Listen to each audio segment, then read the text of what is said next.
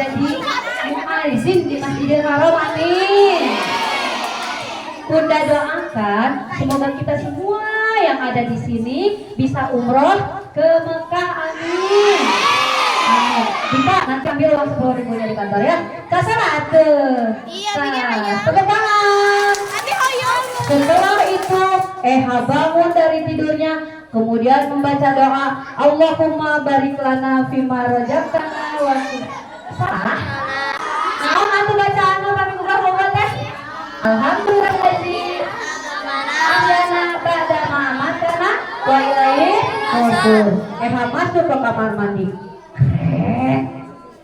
Kebruk ditutupkan pantona. Kemudian mandi sambil baca doa. Bismillahirrahmanirrahim. Alhamdulillah ya Allah, air tinggal ngambil. Aku mandi ada airnya. Teman-temanku di Nusa Tenggara Barat dan Nusa Tenggara Timur untuk mandi saja harus berjalan puluhan kilometer untuk mendapatkan air satu gayung. Aku mah airnya ada di depan mata. Langsung mandi. Kemudian gosok gigi supaya giginya sering bersih. Setelah itu pakai handuk, kemudian pakai bak. Setelah mandi sebelum sholat subuh ngapain? Berwudu. Ada berwudu teman-teman. Siapa di sini kalau wudu tidak memakai apa-apa alias telanjang? Siapa? Kalau wudu itu tidak boleh telanjang, tidak boleh ya. Wudu itu harus pakai baju ya, itu ada berwudu. Nah, setelah itu keluar dari kamar mandi menggunakan kaki kanan sambil baca doa Ghufranaka. Setelah itu melakukan sholat subuh berjamaah sama bundanya, Bunda Rini. Kemudian sebentar, ada yang tahu berapa rakaat sholat subuh? Ayo kita nyanyiin. Subuh 2 rakaat, zuhur asar 4, maghrib 3, isya 4. Jangan sampai lupa. Siapa yang tadi pagi sholat subuh? Keren. Berarti dicintai Allah dan Rasulullah. Siapa yang tadi pagi nggak sholat subuh? Kenapa nggak sholat subuh? Besok sholat subuh ya. Jangan sampai lupa. Nah, setelah melakukan sholat subuh, berdoa untuk kedua orang tuanya. Siapa yang hafal doa untuk kedua orang tua? Gak ada yang hafal di depan? Ayo kita berdoa bareng-bareng. Rabbi firli wali walidayya warhamhuma kama rabbayani shaghira. Setelah itu menghampiri bundanya. Bunda, kenapa mau diceritain katanya tentang satu kisah seorang waliullah. Ada yang tahu waliullah itu apa? Waliullah itu kekasih Allah. Ada seorang waliullah bernama Abdul Jabah. Abdul Aziz Adam. Coba sebutin kisah tentang siapa? Abdul Aziz Adam. Tepuk 1, tepuk 2. Cerita tentang waliullah yang bernama Abdul Aziz Adabah. Saat itu Abdul Aziz Adabah sedang sholat. Allahu Akbar. Sholatnya panjang sekali, bacaannya panjang, sholatnya khusyuk, tidak bercanda seperti kalian. Kalian mah kalau sholat geser kanan, geser kiri, goyang-goyang di kiraan. Kalau Abdul Aziz Adabah sholatnya sangat khusyuk, sampai-sampai malaikat iri kepada Abdul Aziz Adabah. Pada suatu pagi ketika selesai sholat, Abdul Aziz Adabah mendapat ketukan di pintu rumahnya. Assalamualaikum. Ya Abdul Aziz Adabah, bolehkah aku masuk ke rumahmu? Terus Abdul Aziz Adabah berkata, Waalaikumsalam. Siapakah itu? Kemudian dibukakan pintunya. Aku adalah malaikat yang turun dari langit untuk menemuimu. Aku sangat kagum pada sholatmu. Ibadahmu begitu lama semua, sehingga aku iri terhadap ibadah sholat yang kamu lakukan. Tapi wahai Abdul Aziz Adabah, aku lihat di Lauhul Mahfuz sana. Lauhul Mahfuz adalah kitab tempat dituliskannya semua perbuatan manusia. Di Lauhul Mahfuz sana ya Abdul Aziz Adabah, aku lihat di Lauhul Mahfuz itu kamu tertulis sebagai ahli nar atau penghuni neraka. Sholat tapi jadi penghuni neraka. Kamu sholatnya disuruh atau dipaksa? Abdul Aziz Adabah tidak dipaksa, sholatnya hanya untuk Allah. Abdul Aziz jawabannya setelah mendengar malaikat bicara seperti itu, Abdul Aziz bilang sama malaikat, ya malaikat, aku gak peduli. Aku mau dimasukkan jadi ahli neraka, aku mau jadi penghuni neraka, terserah Allah. Aku gak peduli. Aku mau dimasukin ke surga, aku juga gak peduli. Yang aku pedulikan adalah ridhonya Allah. Inna sholati wa nusuki wa mahyaya wa mamati lillahi rabbil alamin. Sesungguhnya sholatku, ibadahku, hidup dan matiku aku serahkan hanya untuk Allah semata. Kalau Allah ridhonya aku jadi penghuni neraka, tidak apa-apa. Pokoknya sholatku bukan karena dipaksa, sholatku bukan karena disuruh mama, sholatku bukan karena disuruh bapak dan ibu guru. Aku melakukan sholat hanya karena Allah Subhanahu wa ta'ala. Mendengar jawaban Abdul Aziz Adabah, malaikat tersenyum. Hebat kamu Abdul Aziz. Kalau begitu aku naik lagi deh ke langit. Naik lagi malaikat ke langit. Kemudian di langit malaikat melihat tulisan di Lauhul Mahfuz tentang Abdul Aziz Adabah berubah. Yang tadinya Abdul Aziz Adabah penghuni neraka berubah menjadi penghuni surga. Kenapa bisa begitu? Karena ikhlas dan lillahi ta'alanya Abdul Aziz Adabah melakukan sholat. Malaikat turun lagi ke langit, dari langit ke bumi, menemui Abdul Aziz Adabah, mengetuk pintu tempat Abdul Aziz Adabah tinggal. Halo, assalamualaikum.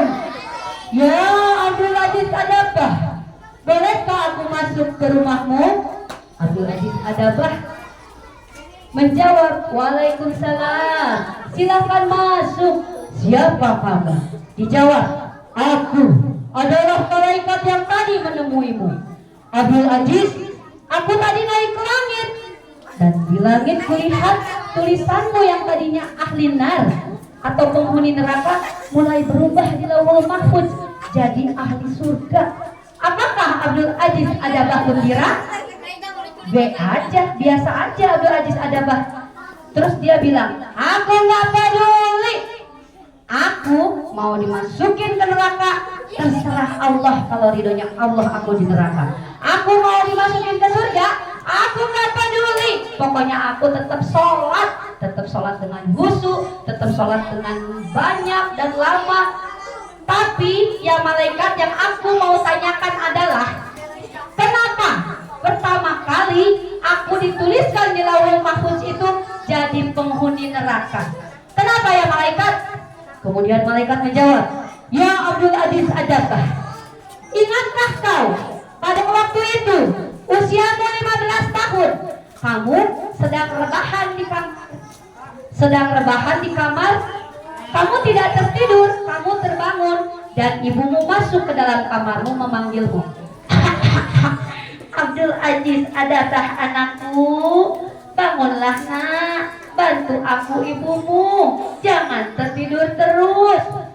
Padahal Abdul Aziz Adabah bangun, tidak tertidur.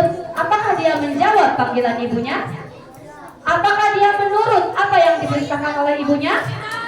Korea, bantuan mama capek, mending oke bobo, rebahan, api-api abi mau bawa Begitu kata Abdul Aziz Adabah.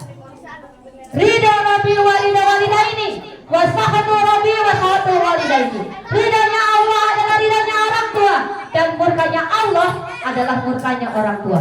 Pada saat itu ibunya Abdul Allah, anakku tidak menurut padaku, maka dituliskanlah di Lauhul Mahfuz Abdul Aziz Adabah menjadi penghuni neraka. Coba teman-teman di sini, apakah teman-teman sholat karena disuruh mama? Apakah ketika dipanggil sama mama langsung menjawab? Apakah ketika disuruh sama mama langsung menurut? Yakin? Coba ceritakan kembali teteh ke depan teh. Nggak mau. Yang berani ceritakan ke depan dapat duit goceng, ya dapat 5.000. Kamu, sok teh. Yang berani aja, sok. Oke, ke depan, Bos. Namanya siapa?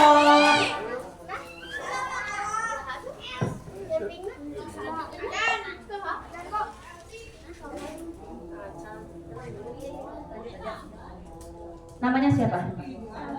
Salsa. Bunda bercerita tentang siapa?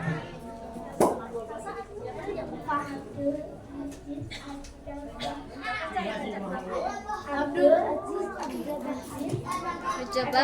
Tadi kenapa Abdul Aziz Adabah dimasukin ke jadi neraka, jadi penghuni neraka, kenapa?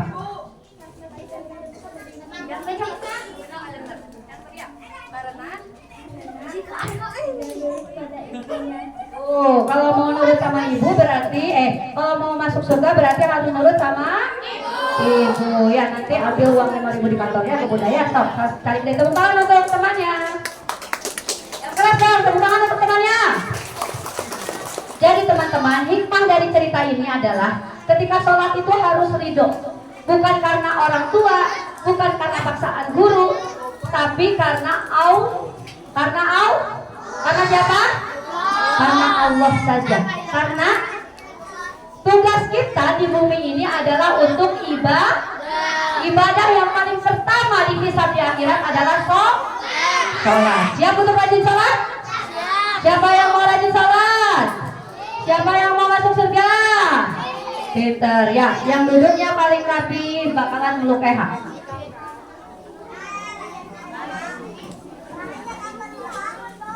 Oke. Sekarang tundukkan kepalanya, kita tutup dengan doa. Yang punya mulut ditutup, yang punya mata berem, yang punya kepala tundukkan. Ada orang sombong tidak masuk surga karena tidak khusyuk berdoa. Ada orang yang tidak mencium wanginya surga karena menertawakan temannya ketika berdoa. Yuk, tutup mulutnya, kita berdoa. A'udzubillahi minasyaitonirrajim. Bismillahirrahmanirrahim. Di depan kalian bayangkan, ada ibu kalian, ada seorang wanita yang kalian panggil ibu, yang kalian panggil emak, yang kalian panggil mama, yang kalian panggil umi. Bilang sama umi, bilang sama mama, mama, maafin kami mah, kalau kami dipanggil tidak pernah dengar, tidak pernah mau menjawab. Maafkan kami mama, maafkan kami ibu, kalau kami disuruh belum pernah menuruti perintah mama. Mama, terima kasih yang sekarang kalian bayangkan kalian sedang menggenggam tangan ibu kalian. Genggam demikian erat tangan ibu kalian.